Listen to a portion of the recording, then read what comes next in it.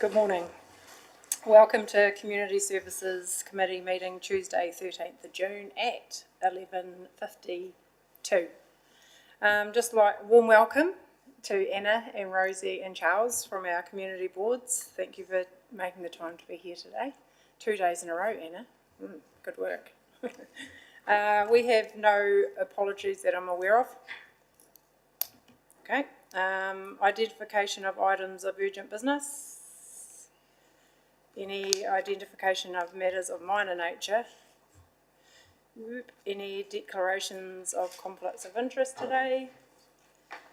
Right, we'll move to my chair's report. Since our last meeting, I attended the Climate Change Commissioner meeting with Councillor Pye. I've also supported Mayor Nigel with planting of a tree for the King's coronation, which I very much enjoyed. I've attended Sister Cities subcommittee meeting, stadium reference group meetings, Theatre Royal and Heritage Facility Governance reference group meetings. I represented the council at the Trust Aoraki South Canterbury Sports Awards.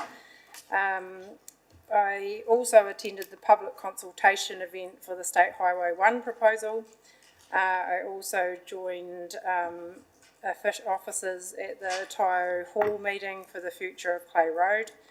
I had the privilege of attending the Temuka Community Board meeting, and I've also attended the Local Arts Scheme Subcommittee, and yesterday I was privileged also to go on the tour of the Downland Scheme, which was significant and a fantastic asset for our community, so thank you to those that took us on that tour. So I'd like to move my chair's report. Could I have a seconder, please? Councillor Parker, thank you. All those in favour? Against? Carried. Right, confirmation of minutes from the meeting held Tuesday, 2nd of May. I will table those as a true and correct record. Oh, yes? I just think there's one minor detail in 7.1 with the donations, and it talks about the Young Farmers event being held in the Winchester Hall. I think that should read the Winchester Domain. I think that'd fit in the hall. No, they probably don't have a hall that big. Okay, so, Jess, have you noted that? Thank you. Alan? I just note there that it doesn't mention Councillor Burt's name as present or an apology. Were you at the meeting? He was an apology, it's noted there. The apology, Councillor Peter Burt. In the apologies? Yes. Oh, I can't see it. Keep reading down. Oh, right, okay, thank you. Any other questions to the minutes before I move those? No? Okay, I'll move those as a true and correct record. Can I have a seconder, please? Thank you, Councillor Shannon. Okay, now we move to reports. So I'd like to welcome Beth and Jess. First report, 7.1, Community Development Update. Kia ora, councillors. Councillor Scott, thank you for the opportunity to speak to this report. Just as a heads up, Claire Barlow, our Community Development Manager, has been on leave and is unwell, so I've asked Jess to attend and to speak to some of the matters in the Community Development Report. I'll take the report as read and happy to discuss any matters of concern. The purpose of the report is to provide an update in terms of what the Community Development Department or unit within Council is doing on the ground. Just a quick one with regards to the Safer Communities. How is that tracking? When do you think meetings will recommence? So the next meeting is on the 22nd of June. Yeah, it's been circulated. Yeah.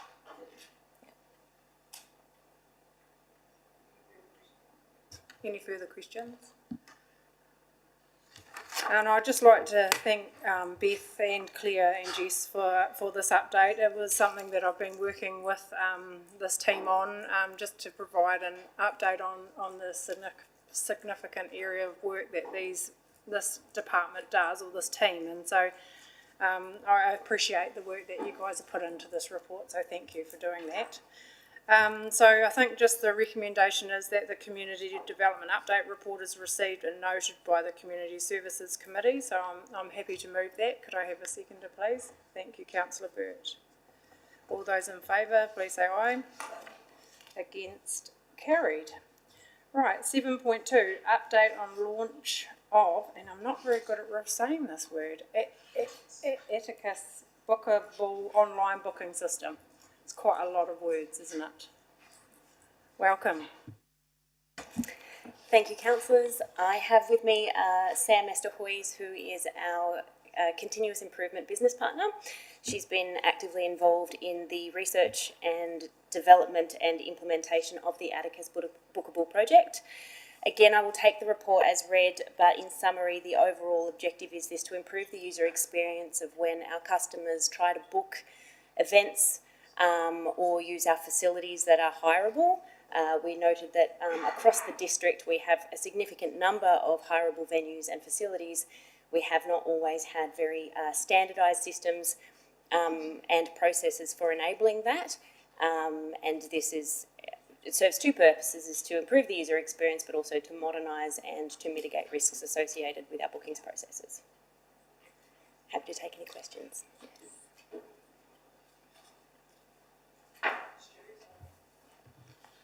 Yeah. It's an Australian company that's off the shelf, I guess, for local government. I was just surprised 16.16. Why would we need to custom build for a stadium? I would have thought any decent booking system would have an off-the-shelf package for a stadium.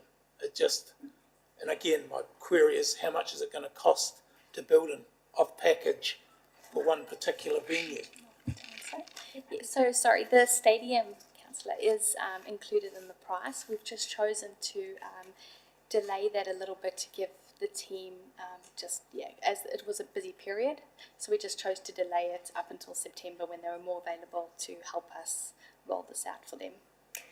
And just to clarify as well, building on Sam's comment, is that all processes, every council will have a slightly different process for managing their bookings for facilities and hireable spaces. So there is an element of customisation that's been required throughout the entirety of this build as well. So yes, we have delayed the stadium component specifically. That will not fall into the events aspect of the build. It will fall into the standard bookings process that we're preparing to launch in July, and we'll just bring them on slightly after, before we build the event management side of the platform.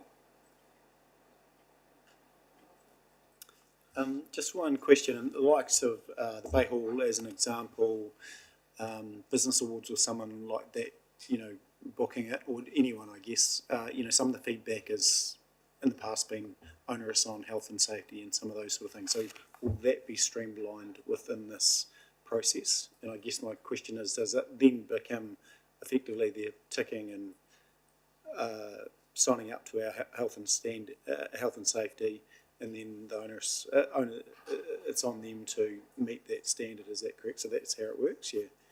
That is correct. Yes, we have all the health and safety documents attached, and this has also been a great opportunity to also revisit some of our health and safety policies and just make it more clearly defined. And that is all included in the bookings. And I think for every single venue, they have to complete health and safety plans. They have to read our brochures. And mark it as that they have accepted it. Yeah. And we've standardised the process so that there's not an ad hoc health and safety process or forms for each individual. It's now one form for all venues. Does the platform include a reporting capability, so you can be very specific about what's being booked out, or should I say, when we look back, etc.? Yes, Councillor Booth, it does. The great thing is we have full visibility over everything from a back-end perspective, so we can see entire workflows where we didn't necessarily have that visibility. We were relying on quite onerous paper-based processes previously and didn't necessarily have the data. So we will be able to track all of that data, see trends, particularly as we start to move to a digitised platform, and see increases in bookings as well, so that we can also improve potentially our processes as it rolls out. And does it include a payment facility, so they can actually, they pay with a credit card and it completes the whole transaction. Yes, councillor Booth, it does. Any further questions? Well, I think this has been a significant piece of work, and it's been before my time, so well done for getting it to the start, so well done, team. So I'll just, like, the recommendation is that the update on the Bookable online booking system is received and noted by the Community Services Committee. So I'm happy to move that, and Councillor Pye is going to second that. Thank you. All those in favour, please say aye. Against, carried. Okay, final report, and Beth again, busy, is the update on the Sea Bay facility scheduled maintenance closure. Thank you, councillor Scott. This report serves two purposes. One is just to update councillors and the Community Services Committee on the anticipated closures and what that will entail, particularly after the school holiday, so from the 17th of July until the 31st. And the second is to request that the Community Services Committee endorse the public competition to redesign the front reception counter to be judged by the Mayor and the Chair of the Community Services Committee, Councillor Scott. Happy to take any questions.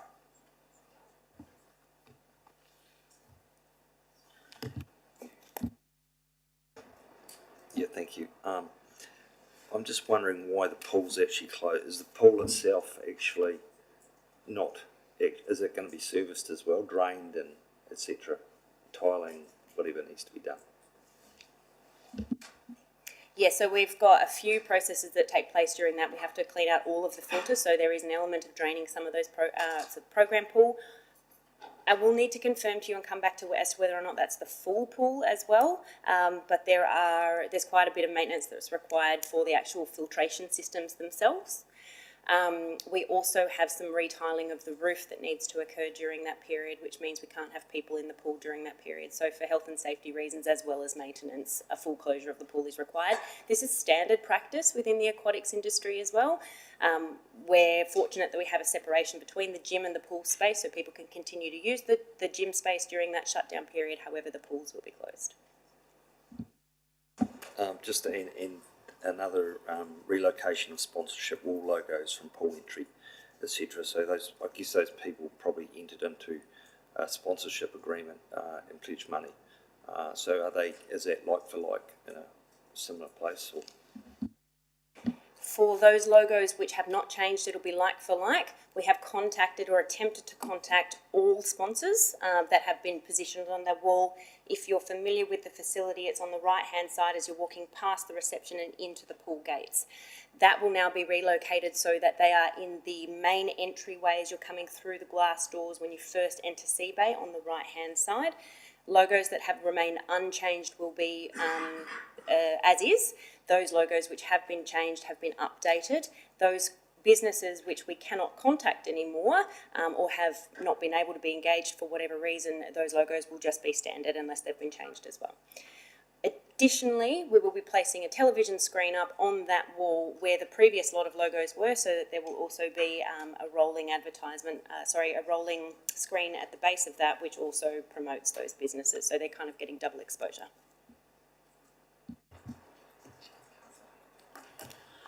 0.6 sounds like a lot of money. If we had this costed, I mean, you're upgrading the reception, doing wheelchair access, which I thought we might have already had, and increase the number of workstations. Can you explain, do we have a costing for all of this? And can you explain why we need more workstations? I do have a costing for it, Councillor Piddington. I have not included it. I can provide a breakdown for it. My apologies, I didn't bring that with me today. The reception space itself does require additional workstations so that we can provide working space for staff. We haven't had that before, and what that means is that we're compromising health and safety for those team members as well, because they simply can't fit within the small area where they've been designated. And then having a wheelchair access means that customers with wheelchair or who have got disabilities don't have to, the height is the main issue there for them, so they're able to purchase or pay for goods without needing to go around the counter. So in terms of cost, are we 100,000? I can't give you a specific, and I do apologise, I should have provided that earlier. I can tell you that it is within CapEx budgets. Each of the components for these upgrades have been individually priced, and they've gone through a specific procurement process for that. Yeah, I just don't remember seeing any of this earlier, that we were doing all this through our CapEx work. That was. I can take that on notice and provide that information for you. Yep. If you could flick it around everyone, Yep, more than happy to do that. thank you.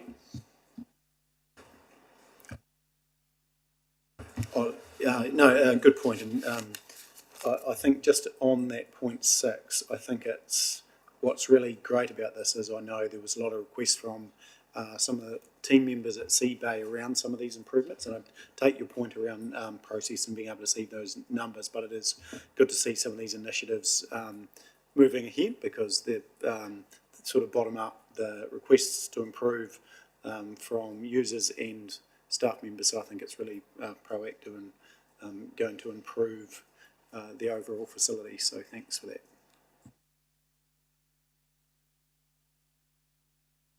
Any further questions? Right, so we have so we'll receive and note the update on Seabay Facility Schedule Maintenance Closures Report, and I'm happy to endorse the public competition to redesign the front reception counter to be judged by the Mayor and the Chair of Community Services Committee. I probably can't actually move that, someone else might need to move that. Okay, Councillor Parker, can I have a seconder please? Thanks. Councillor Booth, sorry, Jess. All those in favour, please say aye. Against, carried. Thank you, Beth. Thank you. I think that's us coming to a close. Consideration of urgent business items, none, and consideration of minor nature matters. Okay, I'll declare this meeting closed at 12:10. Thank you.